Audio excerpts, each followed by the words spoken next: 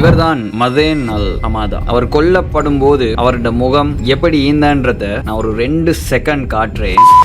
இவர்தான் மதேன் அல் ஹமாதா. 2012 இவர் சிரியால நடக்கிற அரசாங்கத்துக்கு எதிராக குரல் கொடுத்த ஒரே ஒரு காரணத்துக்காக அரெஸ்ட் பண்ணப்படுறாரு. அரெஸ்ட் பண்ணப்பட்டதுல இருந்து 2014 விடுதலை செய்யப்பட்டு அசைலமா நெதர்லாண்டுக்கு போறாரு. நெதர்லாண்டுக்கு போய்த்த இவர் சிறை வாழ்க்கைய பத்தி முழு உலகத்துக்குமே தெரியப்படுத்துறாரு. அதுக்கு பிறகு 2020 மறுபடியும் சிரியாவை நோக்கி வராரு நாட்டுக்காக போராடுறதுக்காக. அப்படி வந்த இவர் ஏர்போர்ட்ல வச்சு கைது செய்யப்படுறாரு. அதுக்கு பிறகு இவருக்கு என்ன நடந்த ஏது நடந்து யாருக்குமே தெரியாம இருக்குது. 2020 இருந்து 2024 வரைக்கும் கொடூரமா ஆசாட் அரசாங்கத்தால சித்திரவதை செய்யப்படுறார். எப்படின்னா ஒருத்தரோட மனநலத்தை எவ்வளவு எக்ஸ்ட்ரீமா பாதிக்க செய்யலுமோ அது மாதிரியான கொடூரமான தண்டனைகளை கொடுக்கிறார். அவ்வளவு சித்திரவதைகளாலையும் கொடுமைகளாலையும் சிறையில 2024 டிசம்பர் 9 கொல்லப்படுறார். அவர் கொல்லப்படும் போது அவருடைய முகம் எப்படி ஈந்தன்றத நான் ஒரு 2